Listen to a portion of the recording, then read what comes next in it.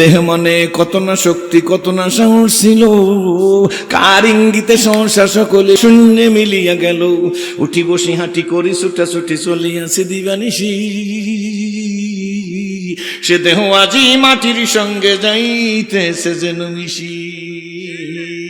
হালাল তেজিয়া হারামে মত্ত কেন রে হারাম খোর, জানিও তোমাকে ডাকিছে কিন্তু কঠিন মাটির গোর। হায়াত তরুর শাখায় বসিয়া হেরি তার ফলমূল, সাদা কালো দুই ইঁদুরেতে ভাই কাটিছে তরুর মূল। লাভের আশায় কর্মে ব্যস্ত, লাভের আশায় কর্মে ব্যস্ত, বলো লাভের আশায় কর্মে ব্যস্ত, ছুটিছো আশার পিছু। জানিও তোমার তকদির সারা পাবে না কো বেশি কিছু। লাভের আশায় কর্মে ব্যস্ত, ছুটিছো আশার পিছু। জানিও তোমার তকদির সারা পাবে না কো বেশি কিছু। কুকুর হইয়া মালিক চিনল, বাঘ হইয়া মালিক চিনল, ও রাজনীতিবিদ ও সেরাজি, মানুষ হইয়া কেন আমারে চিনলি না। হাওলা দোয়া জবাব দিয়া রে মালিক, রাখি সবুলাইয়া, কোন দিন জানি নিয়া যাইবা, বলো কোন দিন জানি নিয়া যাইবা, ওই মসজিদের পালকিতে শোয়া রে, কবর দেশে যাইয়া। বন্ধুরে, তাই বলতেছিলাম খুব সংক্ষেপ অল্প সময়ের মধ্যে মোনাজাত। আল্লাহর হাবিবের কয়েকজন সাহাবী আম্মাজান আয়েশা সিদ্দিকার কাছে গেছে। নবীদের স্ত্রীরা উম্মতের মা, কি বলেন ঠিক না ঠিক?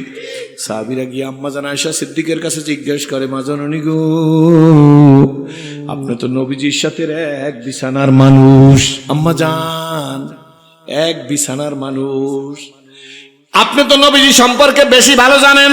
কাইফা কানা খুলুকিন নবী সাল্লাল্লাহু আলাইহি ওয়াসাল্লাম, আমাদের নবী পাকের ক্যারেক্টার, চরিত্র, জীবনীখানা কেমন আপনার মুখে শুনতে চাই।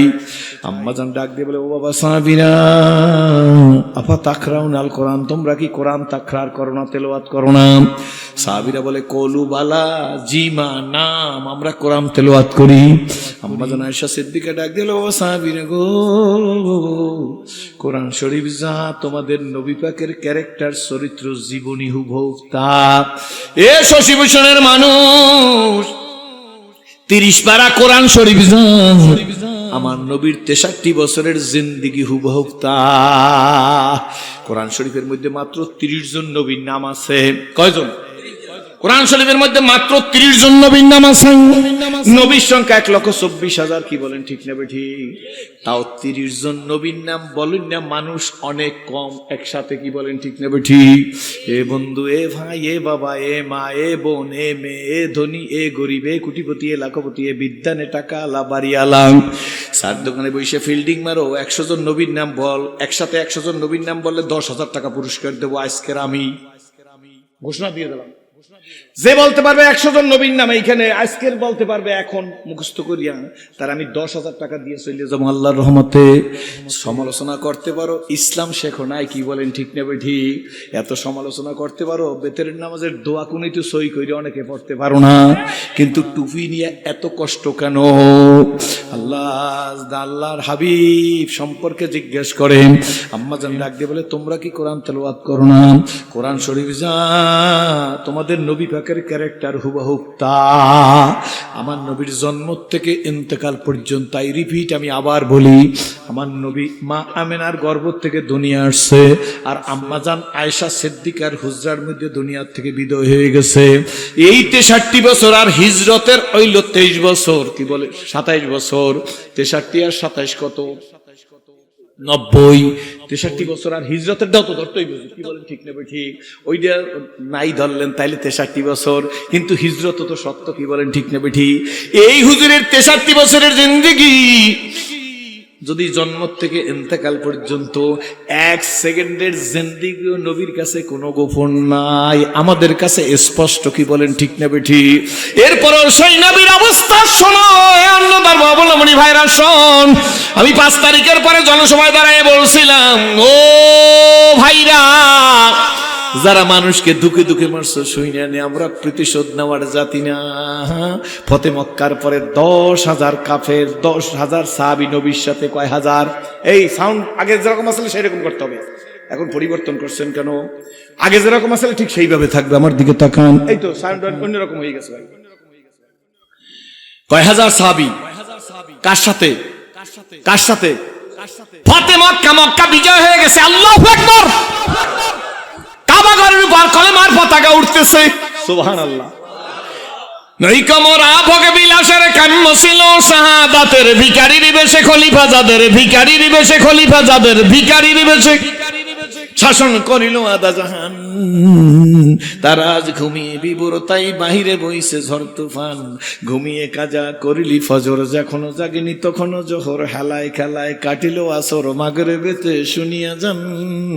এর সাথে জামাত হরে হাজির, এখনো জামাতে আছে রে স্থান। বাজিছে দামামা বাদারে আমামাসি, রুসু করি মুসলমান। নয়া জমানার দাওয়াত এসেছে, ভাঙা কিল্লা ইউরি নিশান। কলেমার পতাকা কাবায় উঠতেছে, নবীর সাথে 10,000 সাহাবী। খুব জোরে বলে যাবো এখন। আল্লাহর নবী কাফেরদের দিকে তাকায় বলে, কুফারে মক্কা, বলো এখন আমি তোমাদের সাথে কেমন ব্যবহার করব? আল্লাহু আকবার। সাহাবী কত? বর্তমান যুগের 10 কোটি। 1400 বছর আগে 10,000, বর্তমান যুগে। আল্লাহর নবী বলেন, এখন তোমাদের সাথে আমি কি ব্যবহার করবো? শোন অন্য অবলম্বনী ভাইয়েরা, আমিও তো মুসলমানের ঘরে হই নাই, কিন্তু ইসলাম কি জিনিস আগে বুঝছি, তারপরে ইসলাম কবুল করছি। বুঝা কবুল করছি, কবুল করিয়ে বুঝি নাই। আগে বুঝছি তারপরে কবুল করছি। আগে জানছি দিস ইজ দ্য ট্রুথ, এইটা সত্য, তারপরে ইসলাম কবুল করছি। কি বলেন, ঠিক না ঠিক? কাফেররা চালাক, ডাক দিয়ে বলে, আপনি কারিম ইবনুল কারিম, ইবনুল কারিম, আপনি শরীফ খানদানের মানুষ। কুরাইশ বংশের চাইতে তদানীন্তন সময় আর কোন বংশ উঁচা বংশ নাই। কিয়ামত পর্যন্ত নবীর বংশের চাইতে কেউ উঁচা বংশ দুনিয়াতে আসবে না। আপনার কাছ থেকে সেই ধরনের ব্যবহার কামনা করি। কাফেররা বলবো, আল্লাহর নবী একটু মুস্কি হাস দিল গো। আমার নবী যদি মুস্কি হাস দিত, সামাইলে তিরমিজি শরীফ কইলা দেখেন, সামাইলে তিরমিজি পড়া মানুষ মাঠের মধ্যে বসা আছে, সামাইলে তিরমিজির মধ্যে আছে গো। রহমতের রাসূল যদি মুস্কি হাস দিত গো, পূর্ণিমার চাঁদের চাইতে আমার নবী পাকের চেহারা খানা উজ্জ্বল হইয়া যাইত। মুস্কিয়ার দিয়ে বলে, এই উসমান ইবনে তালহা, তাল ইয়া হাবিবি। সুবহানাল্লাহ। আপনার কাছ থেকে ভালো ব্যবহার কামনা করি। কাফেররা বলছে, নাই বল, তাল তাল ইয়া হাবিবি, এই উসমান ইবনে তালহা দিকে আসো। উসমান ইবনে তালহা নবীজির কাছে হাজির। আল্লাহর নবীর হাতে চাবি, নবীজি চাবি নাড়াইতেছে। ডাক দিয়ে বলে, এটা কিসের চাবি জানো নি? উসমান ইবনে তালহা কাবা ঘরের চাবি। দুইজন কাফের ওই টিনের ওই পাশে যাইয়া, কুরের ঘরের ওই পাশে যাইয়া, কপালের মধ্যে হাত দিয়ে কয়, এইটা দেখার আগে যদি মৃত্যু হইতো। এটা কি দেখা যায়? আব্দুল্লাহর ফুলা মুহাম্মদের হাতে চাবি। সকলে বলুন সাল্লাল্লাহু আলাইহি ওয়াসাল্লাম। শোনে নাই কিন্তু নবী। নবী সাহাবী একজনের ডাক দেখে, ওই ঘরের পিছে দুইটা লোক আছে, নিয়ে আসো তো। আল্লাহু আকবার। আও তাল এসে দাঁড়াইছে। ওই ঘরের পিছনে বসে তোমরা কুটকুট করে কি বলতেছিলা? এই কথা বলো না। সুবহানাল্লাহ। ওই পিসি বিল্ডিং এর তাই এই কথা বলো না। একজন আরেকজনের দিকে তাকায়, লা ইলাহা মুহাম্মাদুর। উসমান ইবনে তালহা নবী মান মুস্কিয়া দিয়ে কয়, এটা কিসের চাবি জানো নি? একদিন আমি আব্দুল্লাহর ছেলে কাবা ঘরে ঢুকতে চাইছিলাম, সেদিন বলছিলাম আব্দুল্লাহর ছেলেকে কাবায় ঢুকতে সুযোগ দেওয়া যাবে না। বলে না? বলছি কি বলে না? জোরে বলেন। সেই দিন আমাকে চাবি দাও নাই। নাও নাও না গো, এই কাবার চাবি আজকের উসমান ইবনে তালহা তোমার কাছে দিলাম। এখন শুধু রাখবা তাই না, কিয়ামত পর্যন্ত তোমার বংশের লোকের হাতে কাবার চাবি থাকবে। আমি মুহাম্মদুর রাসূলুল্লাহ ওয়া ইন্নাকা লা আলা খুলুকিন আযীম। আমি নিজের ব্যাপারে জীবনে কোনোদিন প্রতিশোধ নেই নাই। চিৎকার মেরে জোরে বলেন সুবহানাল্লাহ।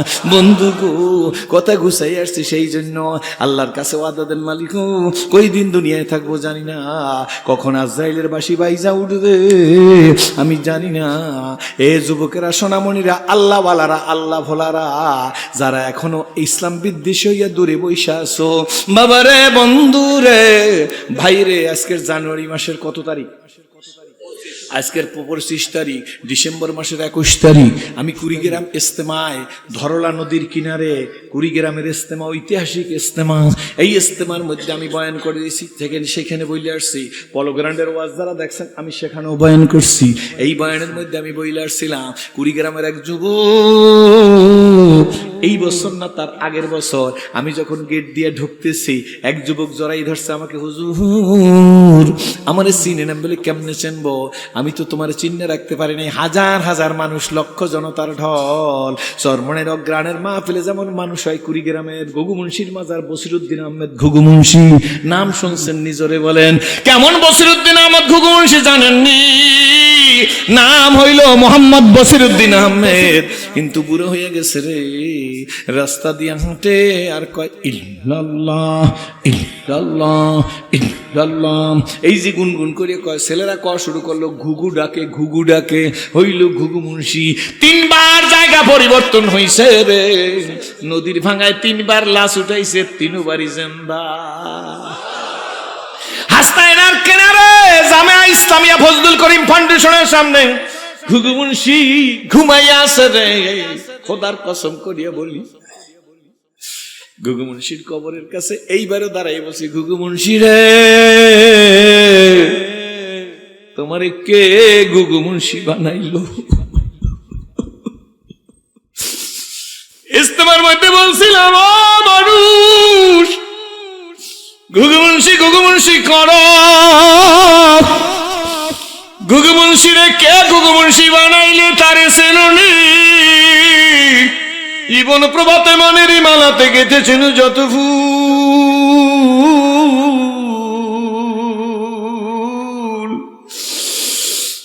আজ হেরি হাই সে তো ভুল নয়,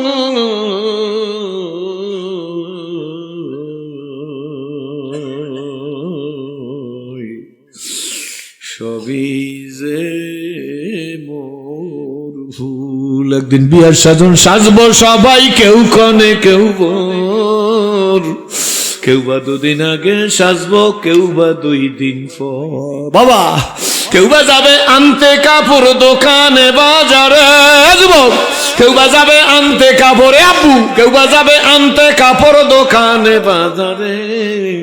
ওরে আমাকে শোয়াইয়া রাখবে আমারই উঠানে। সময় কিন্তু বেশি নাই, নিঃশ্বাসের আর বিশ্বাস নাই। যুবক আমাকে আইসা গত বছর, এবারের মাহফিলে না, গত বছর জরাই দেরি গুজু আমার চেনেন। আমি কেমনে শুনবো? হুজুর আমার চেনেন না, এই টুপি আপনার অবদান, এই দাড়ি আপনার অবদান, ভালো করে শুনেন। এই জামাটার দেখাই তো হুজুর, এই জামা আপনার অবদান। আমি বলে এমন কথা বলতে হয় না, টুপিদারি জামা কেমনে আমার অবদান হইলো? এটা তো আল্লাহ তোর উপরে দয়া করছে। তুই না মুসলমান, তুই টুপি ব্যবহার করবি না, দাড়ি ব্যবহার করবি না, জামা গায়ে দিবি না, কে দেবে? হুজুর তা না, আমি কি আর এই টুপির জগতের লোক নাকি? আমি কি নামাজের জগতের লোক নাকি? আমি কি তবলিগের জগতের লোক? আমি কি পীর মুরিদের জগতের লোক? আমি হইলাম গাজার সম্রাট। আল্লাহু আকবার। হুজুর আপনি ঢুকতেছিলেন গত বছর, ছেলে বুঝাইতেছে আমারে, হুজুর আপনি ঢোকেন আর আমি বের হয়ে যাইতেছি। ওই যুবক কাঁদে আর বলে, হুজুর বুঝছেন না যে আমি ইস্তেমায় আসছি, ইস্তেমায় আমার কোনো প্রয়োজন নাই। ওই যে একটা ঝুপড়ি দেখেন অনেক দূরে, মনে হয় 1 কিলোমিটার দূরে হইবে। হুজুর ওইখান থেকে যাইতে হইলে এই রাস্তা দিয়েই যাইতে হয়। আমি এইখানে ঢোকার আগে হুজুর 3 মিনিট আগে আমি আচ্ছা মতো গাঁজা খাইছি। কোনো টুপিওয়ালা লোক দেখতে পারি না, মসজিদের দিকে চাইতে পারি না, কোনো পীর বুজুর্গ আমি চিনি না, মৌলবী দেখলে আমার শরীরের মধ্যে জ্বালা ধরে, কোনো টুপিওয়ালা আমি দেখতেই পারি না। হুজুর আমি গাঁজা খাইয়া এইখান থেকে যাইতেছি, বের হইয়া হইয়া গেট দিয়াম। আপনার ইউটিউবে চিনি, কিন্তু আপনার মতো সিরাজের সাথে আমাদের মুসাফা করা লাগে না, আমি মুসাফা করি না। আপনার মতো মানুষ আমি ভালো জানি না, কিন্তু এই গেট থেকে আপনি ঢুকতেছেন, আমি বের হইয়া যাইতেছি। ইন দি মিন টাইম হুজুর, আমি জানি না আল্লাহ কাদের কুদরত। ওই ছেলে বলে আমি আল্লাহ কাদের কুদরত, আল্লাহ কি করলো জানি না, হাত গুছাইয়ে দিছি, আপনার সাথে মুসাফা করব না। কিন্তু যখন আপনার পাশ দিয়ে যাইতেছি হঠাৎ করে বুঝলাম কে জানো হাতটা বের করে আপনার হাতের মধ্যে ঢুকাই দিল। আমাকে ডাক দিয়ে বলে হুজুর, আর আপনি এমন পাগল, আমার হাতটা ধরিয়াই আপনার বুকে নিলেন। আমার কিন্তু হুজুর কিছু মনে নাই। বলে আপনি বুকে নিয়ে আমার কপালটার মধ্যে একটা সুমা দিয়া গালের মধ্যে 3টা সুমা দিছেন, এরপর আমাকে ছেড়ে দিছেন। হুজুর আপনি মাদ্রাসায় যাইতেছেন আর আমি আপনার দিকে তাকাই রইছি। হুজুর 1 মিনিট তাকাই থেকে আমি যাইতেছি, এখন দেখি আর আমি হাঁটতে পারি না। আমি বলে কেন? কয় হুজুর আমি দেখতেছি আমার মাথার মধ্যে মুগুর দিয়া, হামার দিয়া, হাতুর দিয়া কে যেন বাড়ি মারতেছে। আমি বলে কথাটা ভালো করে বুঝাই। বলে হুজুর আমার ব্রেনের মধ্যে কে যেন বলতেছে। আরে অমুসলিমের ছেলে ইসলাম কবুল করিয়া কুড়িগ্রামে ধরলার পরে ঘুঘু মুন্সি বসিরউদ্দিন মুন্সির কবরের কাছে জামিয়া ইসলামিয়া ফজলুল করিম ফাউন্ডেশনে ওয়াজ করতে আসছে, আর তুই মুসলমানের ঘরে হইয়া গাঁজা খাইয়া যাইতেছো, গালে বেরেট লাগাইতেছো, তুই কি মানুষ না? হুজুর ব্রেনের মধ্যে বলতেছে আমি আর পাও দিয়ে হাঁটতে পারতেছি না। আমাকে রাস্তাটা দেখাই। বলে হুজুর রাস্তাটা কোনো মতে ক্রস করছি, 40 ফিটের মতো রাস্তাটা হইবে। হুজুর রাস্তার ওই পাশে গিয়া রাস্তার কিনারে বইসে পড়ছি, কোনো বন্ধু বান্ধব নাই, নিজে বইসা পড়ি হুজুর কাঁদতেছি। আমি বলি কেন কাঁদো? কয় হুজুর আপনি না অমুসলিমের ঘরে হইছেন। আমি বলে হ্যাঁ, আমি তো মুসলমানের ঘরে হইছি, আমার কি গাঁজা খাওয়ার দায়িত্ব? আপনার কি কলেমার দাওয়াত দেওয়ার দায়িত্ব? আপনি অমুসলিমের ঘর থেকে ইসলাম দেখে আমাদের পথে এসে ইসলামের দাওয়াত দিতেছেন, আর আমি মুসলমানের ঘরে হইয়া গাঁজা খাবো, এটা কেমন হইতে পারে? হুজুর ডান পায়ের স্যান্ডেলটা খুইলা ডান গালের মধ্যে পিটাইলাম, বাম গালের মধ্যে কতক্ষণ পিটাইলাম। হুজুর আমি মানুষ না, গরু না, ছাগল না, ভেড়া, আমি জানি না। কতক্ষণ পরে উঠে হুজুর বাজারে গেছি, বাজারে যাই একটা লুঙ্গি কিনছি, একটা সাবান কিনছি নতুন, একটা নতুন টুপি কিনে বাড়িতে গেছি। সন্ধ্যা ঘনাই আসছে, সন্ধ্যার সময় ঘাটে গেছি, গোসল করতেছি, মা জানলা দিয়ে আমার দিকে তাকাইয়া আছে। হুজুর মা তো আমার সাথে কথা বলতে সাহস পায় না। মা যখন নতুন টুপি, নতুন লুঙ্গি, নতুন সাবান দেখছে, তখন মা গালের মধ্যে এরকম হাত দিয়ে জানলা দিয়ে আমার দিকে তাকাইয়া কাঁদতেছে। মা তো আমার সাথে কোনো কথা বলতেই সাহস পায় না। মা কেমন? আমি কেন? কয় হুজুর আমি এত বড় অসভ্য, এত বড় নাদান, এত বড় জানোয়ার, এত বড় জাহান্নামী। হুজুর গাজার জগতের সাথে আমার সম্পর্ক। মায়ের ঘাড় ধরছি, মায়ের হাত ধরে মুসর মেরে জমিনে শোয়াইয়ে ফেলাই, বলছি গাজার টাকা দিবি। হুজুর মা যখন গাজার টাকা দিতে রাজি হয় না, তখন মায়ের শোয়াইয়া দিয়া ডাইন পাও দিয়া মায়ের বুকের উপর পাড়াইয়া ধরছি। এরপরে মা দাওয়া আনছি, দাওয়াইনে বলছি তোরে জবাই দিয়ে দেব যদি টাকা না দাও। তখন মা দাও দেখে বেউস হয়ে গেছে, মনে করছে সত্যি বুঝি তারে জবাই দিয়ে দেব। হুজুর মা বেউস হয়ে গেছে। এই ফাঁকে মায়ের গলার চেইন ছুটেই নিয়ে আমি গাঁজা খাইছি, আমি সেই অসভ্য। মা আমার দিকে তাকাই আছে, কোনো কথা বলে না। আমি গোসল করিয়া আইসা লুঙ্গি নতুন পরছি, পাঞ্জাবি গায়ে দিছি, নতুন টুপি মাথায় দিছি, যাই নামাজ বিছাইয়া নামাজে দাঁড়াই গেছি। হুজুর মায়ের ভালোবাসা কারে বলে সেদিন বুঝছি। আমার 68 হাত লম্বা ঘরটা, আমি যখন নামাজে দাঁড়াই গেছি, মা চিৎকার মারিয়া কান্না শুরু করছে, আর ফ্লোরের মধ্যে গড়াগড়ি যায়। মা চিৎকার মারিয়া কাঁদে আর বলে আল্লাহ, আমার বাবারে কে তোমার সামনে দাঁড়া করাইয়া দিল? আল্লাহ আমার বাবা তো এই জগতের লোক না। হুজুর মায়ের কান্না দেখা আমি নামাজ কিন্তু সারি নাই। যুবক বলে হুজুর নামাজের ঠিক মতো পড়িয়া নামাজ সালাম ফিরাইছি, সালাম ফিরাইয়া এই দাও নিয়ে দৌড় দিছি। মায়ের কাছে যাইয়া এই দাওটা পায়ের কাছে রেখে 2টা পা খপ করিয়া জড়াই ধরছি। মা বলে বাবা কাঁদো কেন? মায়ের হাতের মধ্যে দাওটা দিছি। হুজুর মায়ের হাতের মধ্যে দাও দিয়া বলছি মা গো, তুমি আমারে জবাই দিয়া দাও মা। আমি যে আলামত দেখতেছি, আমার হাত পা অবাস হইয়া আসতেছে, আমি বুঝি প্যারালাইসিসের রোগী হইয়া যাব। মা আমার পাও যে অবাস হইবে তাতে কোনো সন্দেহ নাই। বলে হুজুর আমার মা কেমন মহব্বতের মা, আমি তো এতদিন পর্যন্ত অসভ্য জগতের লোক ছিলাম, এত কিছু পরেও মা আমার মাথাটা বুকে নিয়ে কয় বাবা তোর কেন প্যারালাইসিস হইবে? তখন মায়ের জড়াই ধরে আমার কপালের মধ্যে চুমা দিয়ে বলছি মা গো, আমি তোমার সন্তান হইয়া তোমাকে ডাইন পাও দিয়া তোমার বুকের উপর পাড়া দিয়া তোমার গলার চেইন নিয়ে গেছি, দাও দিয়া তোমারে জবাই করার জন্য ভয় দেখাইছি, জবাই করতে রাজি হয়ে গেছি। আমার সেদিন ব্রেনের অবস্থা এমন ছিল, তোমার আমি জবাইও দিয়ে দিতে পারতাম। মা আমার নির্ঘাত প্যারালাইসিস হইবে, আমি তোমারে অপমান করছি। হুজুর মা চোখের পানি ছেড়ে দিয়ে মাথাটা বুকে নিয়ে কয়, বাবা বুকে পাড়া দিছো, তাতে তোর প্যারালাইসিস হইবে কেন? আমি তো তোরে মাফ করিয়ে দিছি। আজকের নয়, সেদিন নয়, তুই বুকে পাড়া দিছো, পেটের মধ্যেও তো ছিলি, পেটের মধ্যে থাইকা কত লাথি দেছো। আমি ঘর ঝাড়ু দিছি, তুই লাথি দেছো পেটের মধ্যে থাইকা। আমি হাত দিয়া ঝাড়ুটা ছিটতে পড়ে গেছে, আমি বইসে পড়ছি। তোর বাবা দৌড়িয়ে এসে জিজ্ঞেস করে, কি হয়েছে? আমি বলছি কিচ্ছু হয় নাই। বইসে পড়লা কেন? চোখের পানি সারিয়ে দিয়ে চকিতে যাইয়ে শুয়ে পড়ছি। কতক্ষণ পরে সুস্থ হয়েছি। সেদিন পেটে লাথি দেছো, কতই লাথি নেই দেছো, আমি তো পেট থেকে তোকে বের করিয়ে ফালাইয়ে দেই নাই। বুকে পাড়া দেছো, তাতে কি হয়েছে? কিন্তু সোনামণি শোন, আমি তোরে সব মাফ করিয়ে দিলাম, কিন্তু তুই যে মালিকের দরবারে আল্লাহর কাছে দাঁড়াইলি, নামাজে তোরে কে দাঁড়া করাই দিয়ে গেল? হুজুর সঙ্গে সঙ্গে পকেটের মধ্যে হাত দিয়ে মোবাইলটা বের করিয়াম।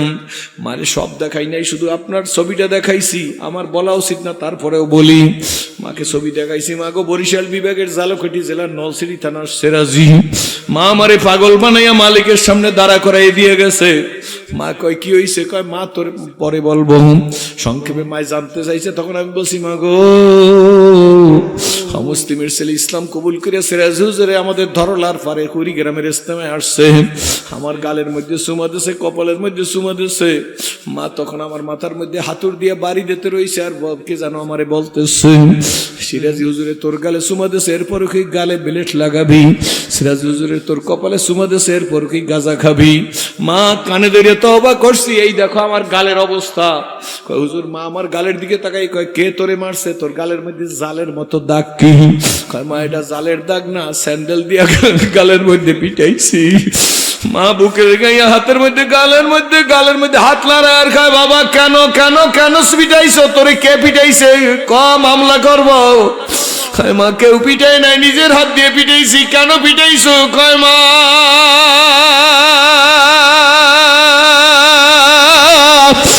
এই গালে আর বেলেট লাগাবো না, এই মুখে আর গাঁজা খাবো না। মাগো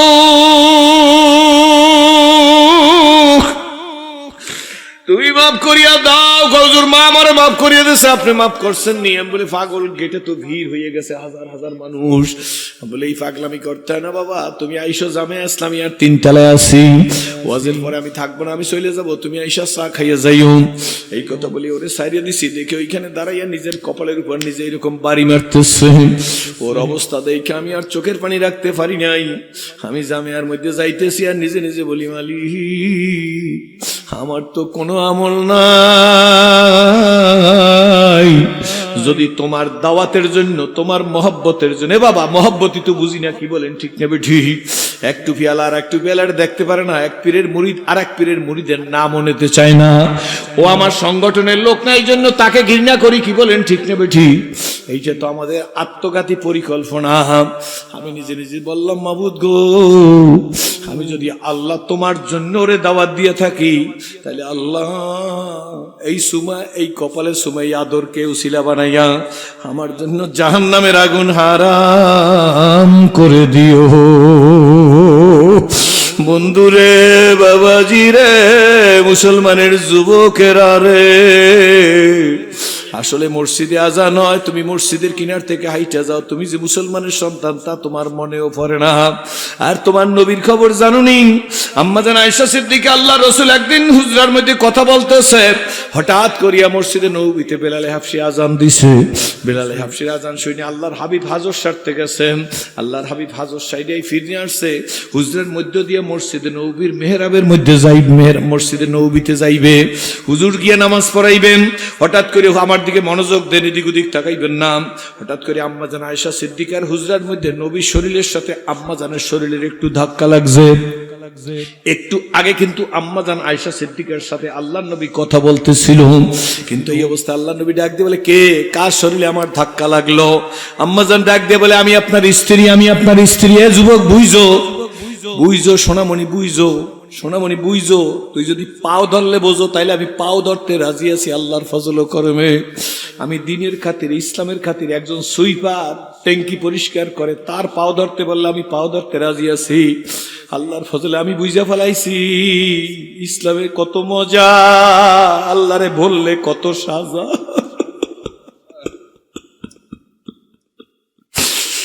বলতে পারেন সিরাজি সুইপারের পাও ধরবেন, আল্লাহর কসম হাতে পায়খানা লাগা থাকবে আমি তার পাও ধরবো, কেন জানেননি? বলবো রে বাবা, কোরআন শরীফের মধ্যে যে জাহান্নামের আযাবের কথা আছে, এই আযাব সহ্য করা সম্ভব না।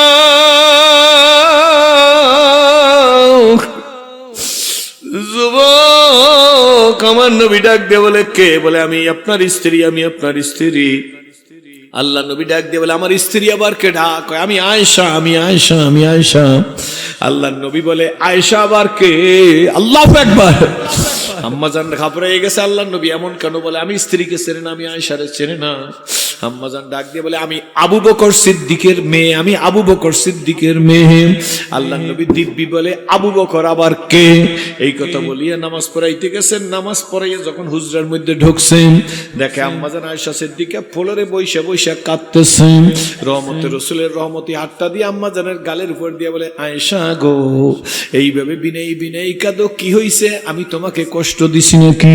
আম্মাজান আয়েশা সিদ্দিকা ডাক দিয়ে বলে, আল্লাহর রাসূল, আয়েশার জীবনে মনে হয় আর কোনোদিন হাসি ফুটবে না, আমার হাসির আর কিচ্ছু নাই। আল্লাহ নবী ডাক দিয়ে বলে, কেন কেন কেন আয়েশা, কি হইছে? কে? আল্লাহ রাসূল দুইজনে এক জায়গায় বসে কথা বলতেছিলাম, বিলালের আজান শুনে আপনি হাজর সারতে গেছেন, হাজর সাইরা হুজরার ভিতর থেকে যাইতেছেন, একটু পরে আপনার শরীরের সাথে আমার শরীরের ধাক্কা লাগলো। আপনি বললেন কে? আমি বললাম স্ত্রী। আপনার স্ত্রী? আপনি বললেন কে? আমি বললাম আয়েশা।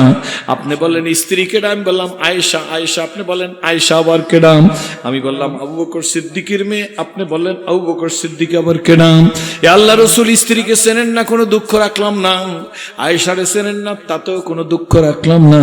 কিন্তু আমার বাবা আবু বকর তো আপনার শ্বশুর, আমার বাবা আবু বকর তো আপনার হিজরতের সাথী, আমার বাবা আবু বকর তো আপনার গাড়ি সুরের সাথী, আমার বাবাকে আপনি চিনেন না। আল্লাহ রাসূল, দুনিয়া স্ত্রী চেনেন না, আয়েশারে চেনেন না, আবু বকরকে চেনেন না, আখিরাতে কি অবস্থা হইবে? তাইলে আমার কান্না ছাড়া আর কোনো উপায় আছে নাকি? শুই না। আল্লাহ নবী ডাক দেয়া বলে, আয়েশা গো, আমার স্ত্রী আমি চিনি না তা না, আয়েশারে আমি চিনি না তা না, আমি আমার শ্বশুর, আমি আমার হিজরতের সাথী, আমি আমার গাড়ি সুরের সাথী, আমি আবু বকর আমার বন্ধু, আবু বকরকে আমি চিনি না তা না। কিন্তু আয়েশা শোনো, বেলাল যখন মসজিদে নববীতে আযান দেয়, বেলালের আযান শোনার পরে আমি কে আবু বকর, কে ওমর, কে ওসমান, কে আলী, কে সাদ, কে সাঈদ, কে তালহা, কে জুবায়ের, কে আব্দুর রহমান বিন আবু মুআজির মক্কি, কে আবু উবাইদা ইবনুল জাররাহ, আমি কারোরে চিনি না। কে আয়েশা, কে হাফসা, আমি কারোরে চিনি না। এমন কি আয়েশা শোনো, বেলালের আযান শুনলে আমি আমার হাসান হোসেনেরও চিনি না, আমার ফাতেমারও চিনি না, আমি আমার রফিকে আলা, আমি আল্লাহর জন্য পাগল হইয়া যাই।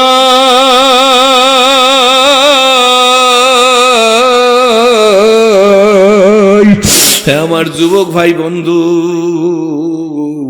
ওই আল্লাহর জন্য পাগল হইতে কোন কোন যুবক রাজি আছো যে হুজুর আজকের ওয়াদা দিলাম আর জীবনে ইচ্ছাকৃত এক ওয়াক্ত নামাজ ছাড়বো না, বুড়ারা দাঁড়াইয়েন না, জুয়ানেরা দাঁড়াই ওয়াদা দাও, কারা দাঁড়াই ওয়াদা দেবা, জীবন থাকতে এক ওয়াক্ত নামাজ ইচ্ছা করে ছাড়বো না। আল্লাহ আল্লাহ তুমি কবুল করো, জোরে বলেন আল্লাহুম্মা আমিন।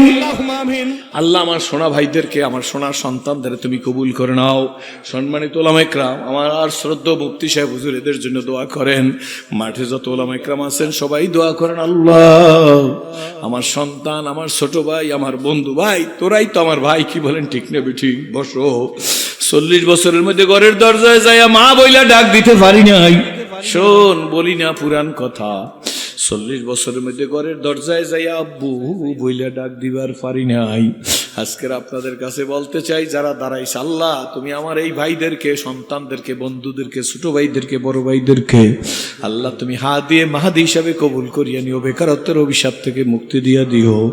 আমার ভাইরা, আমার বন্ধুরা, আমার বাবাজিরা, একটা মাদ্রাসার মাহফিলে আসছি। জীবনে তো ভাইজান নিজের জন্য কিছু চাই নাই, একজেল কোরআন শরীফও কারো কাছে চাই নাই, একটা লুঙ্গি কিনে দেন এমন কথা কারো কাছে বলি নাই।